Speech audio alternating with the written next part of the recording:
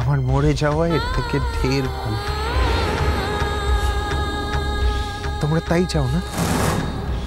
তোমরা চাও আমায় মেরে ফেলতে, কি চাও না? ঠিক আছে, তাহলে তাই হোক। আমার কোনো চিকিৎসার দরকার নেই। কোনো ডাক্তার, কোনো নার্স, কাউকে আমি আমার কাছে আসতে দেব না। কাউকে কাছে আসতে দেব না আমি। কথা শোনো নীল, কথা শোনো। তুমি তো কচি বাচ্চা নও নীল, যে তোমাকে ভুলিয়ে ভালিয়ে বুঝিয়ে সুঝিয়ে বিয়েটা করানো হয়েছে। তুমি মত দিয়েছ, তোমার মতামত নিয়ে তবেই আশির সঙ্গে তোমার বিয়েটা হয়েছে। এখন যদি আশি চায় না নীল, তাহলে থানায় গিয়ে কিন্তু কাজলের বিরুদ্ধে কমপ্লেন করতে পারে, ওর মেন্টাল পিস নষ্ট করার জন্য। সে কথা ভেবে দেখেছো একবারও? না না আশি, না আশি, তোমার যা শাস্তি দেওয়ার তুমি আমাকে দাও। তুমি প্লিজ কাজলকে কিছু করো না, প্লিজ আশি। ও বড্ড ভালো মেয়ে, আর সে খুব পবিত্র, ও নিষ্পাপ। কাজলের কোনো দোষ নেই, ওর কোনো দোষ ছিল না। প্লিজ আশি, please. Stop it, please stop it. কাজলের গুণগান শোনার জন্য আজকের দিনে আমরা কিন্তু এই হসপিটালে আসিনি। খুব যে কাজল কাজল করছো, কাজলের জন্য দরদ তোমার উতলে উঠছে দেখছি।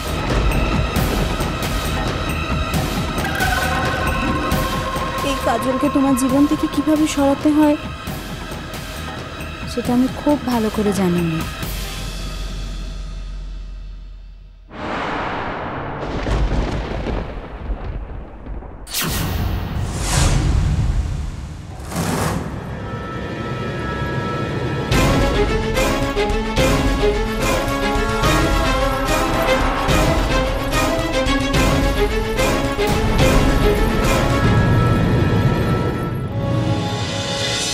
কাজল,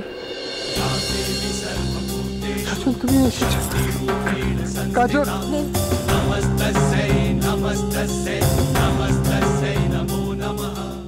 এসো কাজল, একবার এসো, এসো না। তোমার সঙ্গে আমার অনেক কথা আছে, অনেক কথা বলার।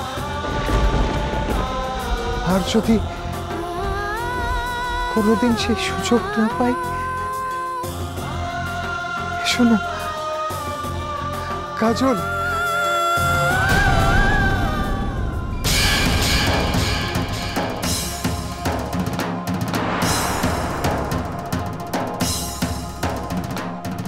তুমি আর ওদিকে তাকিও না নীল। তোমার জীবনের এখন শুধুমাত্র একটাই দিক, কাজলকে তুমি ভুলে যাও।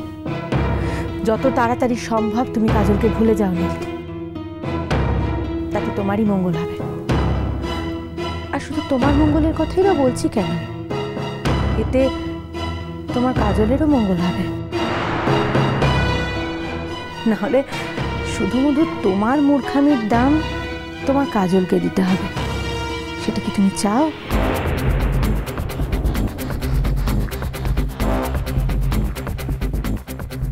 আমি এবার ডক্টরকে ডেকে আনছি। তোমাকে এখন ডক্টরের সঙ্গে কোঅপারেট করতে হবে, তা না হলে দেখো আমার নিরাপত্তার ব্যবস্থা তো আমাকেই করতে হবে না? নিরাপত্তা মানে সম্পর্কের নিরাপত্তা, তোমার আর আমার সম্পর্কের নিরাপত্তা। দরকার হলে কাজলকে আমি এমন জায়গায় পাঠাবো যাতে তুমি আর কোনোদিন কাজলের মুখোমুখি হতে না পারো।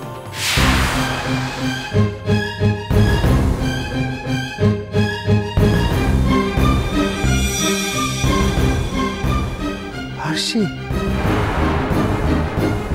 না আসি, না না, প্লিজ তুমি ওর কোনো ক্ষতি করো না, please.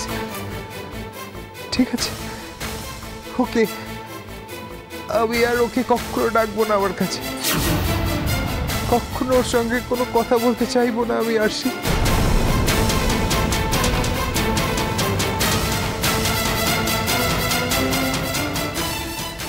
That's like a good boy.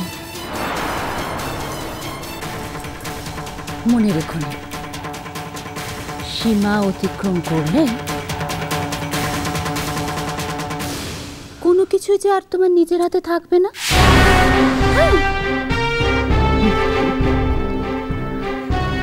ভূমি দিদি, তুমি বরং এখন একটু এখানে থাকো, আমি ডক্টর ডেকে নিয়ে আসছি।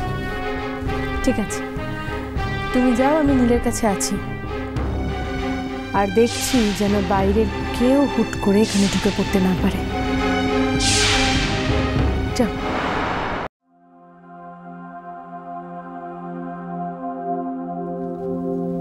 একি, তুমি এখন এখানে দাঁড়িয়ে আছো? দেখলে তোমার মুখের উপর আমরা দরজা বন্ধ করে দিলাম। এই লজ্জা বলে বস্তুটাকে ঈশ্বর তোমার শরীরে একেবারেই দেননি। মাই গুডনেস, আবার এখানে দাঁড়িয়ে দাঁড়িয়ে চোখের জল ফেলা হচ্ছে। কেউ বিশ্বাস করে নাকি তোমায়? কেউ নাম্বার দেয়? কেউ করে না, কেউ না। হ্যাঁ, কেউ না, কারণ সবাই জানে তুমি অ্যাক্টিং করছো। কাজল, কাজল চলে যাও এখান থেকে, প্লিজ প্লিজ চলে যাও, প্লিজ। ভিকির মতো এখানে দাঁড়িয়ে থেকে কোনো লাভ হবে না।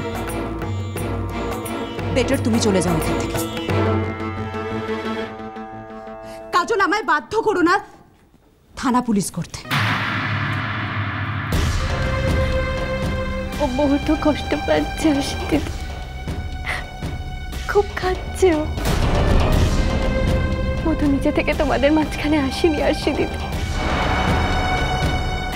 পথে যদি ওর অসুখের খবরটা না দেওয়া হতো, তাহলে ও কেঁপে ভেঙে আসতাম না তোমাদের মাঝখানে।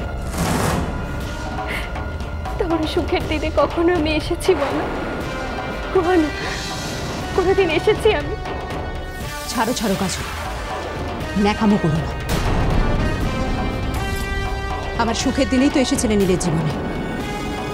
শোনো, আমার সুখ, আমার অসুখ সমস্তটার মধ্যে জড়িয়ে আছো তুমি।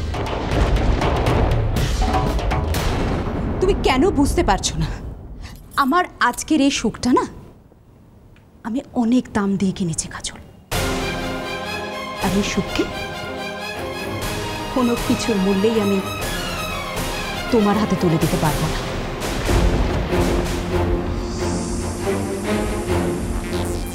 আর সেজন্য যা করা সেটা করতে হবে। দেখো, এইভাবে তুমি যদি আমাকে ডিস্টার্ব করতে থাকো, তাহলে আমি কি করবো বলো তো? নীলের উপর তার প্রতিশোধ নেব।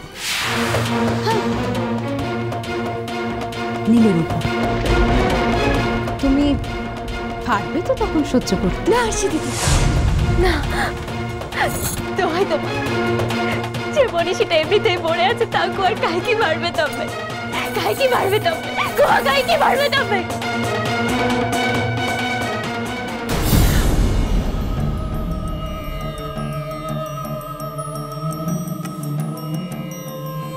খুব গায়ে লাগছে দেখছি তোমার। হ্যাঁ, খুব বেশি কি ছেলের অভাব পড়েছে? দেখো, আমি যতদূর জানি তোমার কাছে নীল বলে আলাদা কিছু, যে কোনো একজন ছেলে হলেই হোক। তোমার তো একজনের মাথা খাওয়া দরকার, তাই তো? প্লিজ নীলকে ছেড়ে এবার অন্য কাউকে ভাবো।